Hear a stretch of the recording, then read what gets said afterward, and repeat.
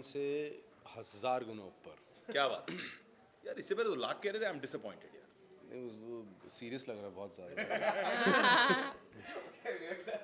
यार बहुत मज़ा आ रहा है। आई थिंक सीज़न 2 का जब ट्रेलर ब्रेक हुआ है तो पता नहीं कितने 20-30 मिलियन व्यू हो गए हैं उसके, और लोगों को बहुत मज़ा आ रहा है ट्रेलर देखकर। मुझे ऐसा लगता है कि ट्रेलर देख के इतना मज़ा नहीं आना चाहिए, क्योंकि जब वो शो देखेंगे उससे कई ज़्यादा, जैसे उन्होंने कहा, 1000 गुना मज़ा आएगा। 6 दिसंबर को सीज़न 2 आ रहा है इनसाइड एज का। बहुत कमाल शूट किया है। आई थिंक सीज़न 1 से कहीं आगे निकल गए हैं। परफॉर्मेंसेस भी कमाल के हैं। शो बहुत बड़े पैमाने पे हुआ इस बार। हमें बजट मिला, इसीलिए हमने बाहर से भी इंपोर्ट किए एक्टर्स। यूके से भी लेके आए महंगे पाउंड में पैसे देके। तो बहुत मज़ा आया यार सीज़न 2 में। एंड चीरफाड़ किया है इन्होंने। दाढ़ी नंबर 2, ये दाढ़ी नंबर 1 है, छोटी दाढ़ी है, बड़ी दाढ़ी। आकाश भाटिया ने बहुत कमाल का डायरेक्शन किया है। उम्दा बल्लेबाजी की है इन्होंने। वाह, बहुत मज़ा आया। ओके सर, क्या कहना चाहेंगे? पूरा सर ने तो क्रेडिट आपको ही दे दिया है। नहीं, पूरा क्रेडिट बिल्कुल नहीं मेरा। आई थिंक सबका क्रेडिट है इधर। क्रेडिट कार्ड इनका हम इस्तेमाल करते हैं। हाँ, नहीं, आई थिंक अगर आप बोला जाए टीम स्पोर्ट के बारे में शो है, तो आई थिंक टीम स्पोर्ट की तरह ही हम लोग ने पूरा एफर्ट डाला है। Every person has pitched in a valuable way. I think whether it's a person who's handling spot on our show, to all the way to the DOP, to the writers, all the actors. Obviously you can see them on the screen with their magic happening, but it's also the people behind the screen, you know, सबकी मेहनत है जिसके कारण whatever you are seeing is there. They've all helped me take our vision forward, and I think all credit to them. Okay thank you. I think बहुत ज़्यादा धमाकेदार है season 2। It's way more explosive, but it's also much more layered and nuanced. और सभी characters को आप grow करते हुए देखेंगे। हर कैरेक्टर ने इवॉल्व किया है, and I think the brilliance goes into the writing and the creators, Akash, Guru, the writers team, and Akash, who's sort of brought in a new perspective. और you know, it's a team that बहुत मज़ा आता है एक साथ काम करके। और इस बार नए एंट्रेंस जो है सपना और Aamir, I think they've come in with a lot, you know, a new energy. तो बहुत मज़ा आया हमें बनाने में, but also I think we are all very very proud of what we have in hand.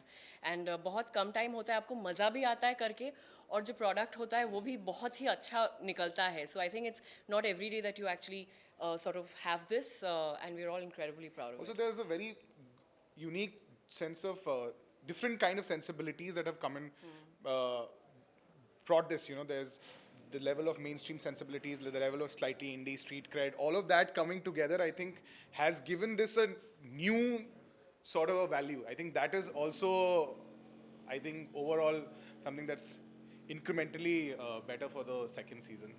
Okay Karan sir. Well, I'm just happy that I handed over the reins to Akash to direct this season, and you know, he's brought a lot of value, and the new actors, and of course the older guys who were there on the first season with me built it up in a much bigger way. I had a great time, you know, in the writers' room because of the license to make it bigger by Amazon and Ritesh and Farhan, and to sort of put this together and to make a more explosive story this time around was very satisfying, and it's very satisfying to see it all come together with the whole cast and crew. Okay सपना ma'am, जैसे sir ने कहा, I have spent lots of money. I've been very excited and very grateful to be joining an Emmy-nominated show and cast.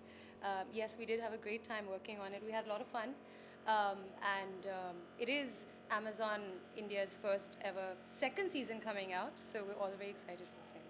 Okay second first second season को तो बहुत ही अच्छा जी। Response है लोगों से। जी। और ये क्रिकेट के प्लॉट के ऊपर, सो कितने मतलब रियल इंसिडेंट पे बेस्ड होगा और कितना फ्रिक्शन होने वाला है? रियलिज्म तो काफ़ी है। शूट भी बहुत रियलिस्टिक किया है, लेकिन सच्ची घटनाओं पर आधारित चीज़ों को लेकर उसके ऊपर काफ़ी चीज़ों को फिक्शनलाइज किया गया है। लेकिन उसका इम्पैक्ट बहुत सही पड़ा। जैसे अभी शायोनी है, रोहिणी राघवन का कैरेक्टर प्ले करते हैं। फर्स्ट सीज़न के बाद में उनको टीम इंडिया, BCCI वगैरह सबसे ऑफर आया है कि आप हमको ज्वाइन कीजिए और यू नो एडवाइस कीजिए, बिकॉज उन्होंने इतना अच्छा रियलिस्टिक परफॉर्मेंस दिया। देवेंद्र को अभी भी कास्ट करने के चक्कर में अगले देवेंद्र को लेकर कंफ्यूज्ड है कि ये गोली मारेगा, बॉलिंग करेगा, क्या करेगा? गोली मारेगा, गोली देगा, गोली लेगा, क्या करेगा भाई? तो आप क्या कहना चाहेंगे? सॉरी, मैं थोड़ी खो गई। एक्चुअली रोहिणी का कैरेक्टर है वो करण है और करण एक्चुअली में BCCI if you're hearing please Mr. Saurav Ganguly here's the guy you should hire to analyst. actually ये है team analyze and decide how the team's going to play and all of that because he's brilliant. Okay अभी इतनी मस्ती हो रही है तो sets पे कितनी मस्ती हो रही है वो पहले जानना चाहिए और कौन बहुत ज़्यादा मस्ती और सबसे ज़्यादा मस्ती करते हैं ये मैं दिखते बहुत सिंपल सीरियस है हूँ यार और कहते भी हैं कि मैं बहुत सीरियस हूँ बहुत सीरियस बट सीरियसली फनी है और सीरियसली मस्ती यही करते हैं ओके कोई इंसिडेंट आप शेयर करना चाहें यार बहुत सारे हैं, याद ही Incident नहीं बहुत रहता है, ये लेकिन सब। शेयर करने लायक एक मैं भी मैं मैं प्रेजेंट में रहता हूँ यार, पास में जो है वो सब याद नहीं रखता। शेयर तो बहुत कुछ कर सकते हैं लेकिन कैमरा पे नहीं तू अकेले में मिल मेरे को। ओके इनसाइड एज की बात करें तो एक OTT प्लेटफॉर्म में एक अलग ही पहचान है उनकी। एक जब भी OTT के नाम लेते हैं तो इनसाइड एज के पहले नाम आती है। सो कितना प्राउड फील करते हैं जब भी आप उसका पार्ट है कितने सब।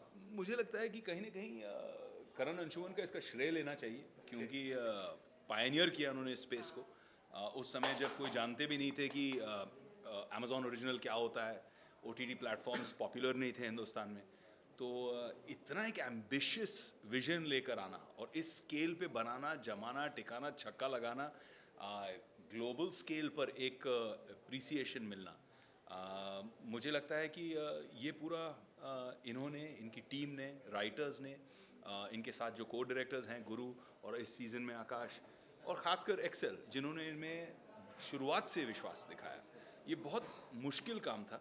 अभी हो गया है तो सबको लगता है बहुत फॉर ग्रांटेड लेते हैं लोग, लेकिन बहुत मुश्किल काम था। मैंने अपने आंखों से देखा है जब ये पन्ने पे आ रही थी चीज़, वहाँ से लेके पर्दे पे आने तक इनके 90% बाल तो सफ़ेद उसी समय में हुए और काले थे अब सफ़ेद हो गए।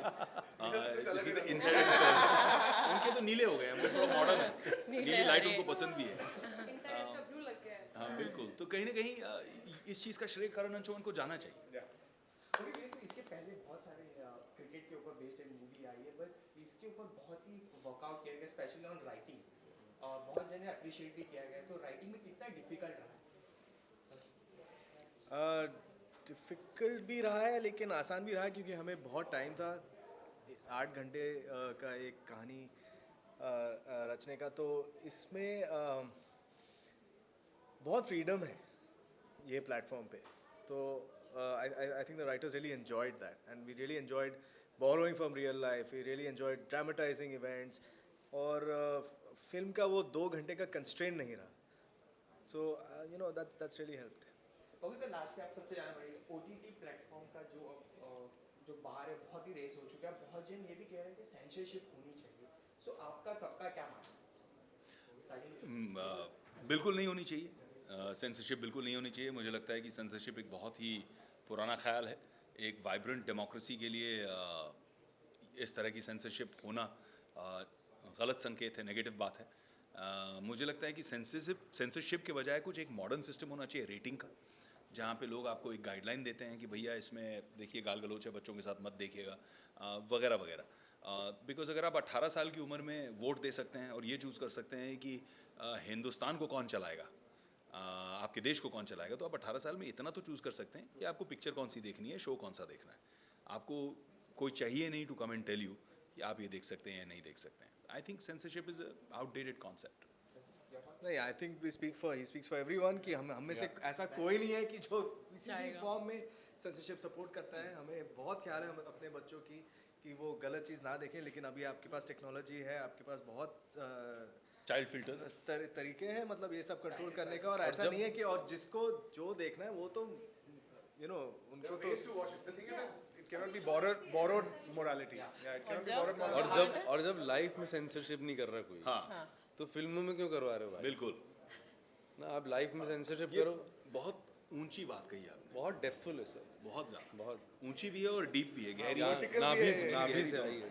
दोनों, गहराई ऊंचाई दोनों आपने माप लिया एक ही शब्द। ओके लास्टली सब क्या कहना चाहेंगे दर्शकों को फाइनली? 6 दिसंबर को Amazon प्राइम वीडियो पे प्लीज देखिए सीजन 2 ऑफ इनसाइड एज, और अगर सीजन 1 नहीं देखा है तो वो जल्दी से देख लीजिए। फ्री में भी दिख रहा है वो, फ्री में भी दिख रहा है, 2 दिन है। Amazon प्राइम सीजन 1 जो है आप वो इनसाइड एज का देख सकते हैं Amazon प्राइम पे फ्री, बिल्कुल निशुल्क, अगर आपने अभी तक सीजन 1 नहीं देखा है। लेकिन उसके बाद 6 दिसंबर को लगेगा छक्के की, एक्शन करो जल्दी से, ये तो डिफेंसिव शॉट था यार, छक्का लगा। मेरे से होता ही नहीं है 6 दिसंबर को लगेगा छक्का। इनसाइड एज सीजन 2 देखिएगा जरूर Amazon प्राइम पे, और इस बार हमारे पास में इम्पोर्टेड कास्ट में। Thank you. Thank you.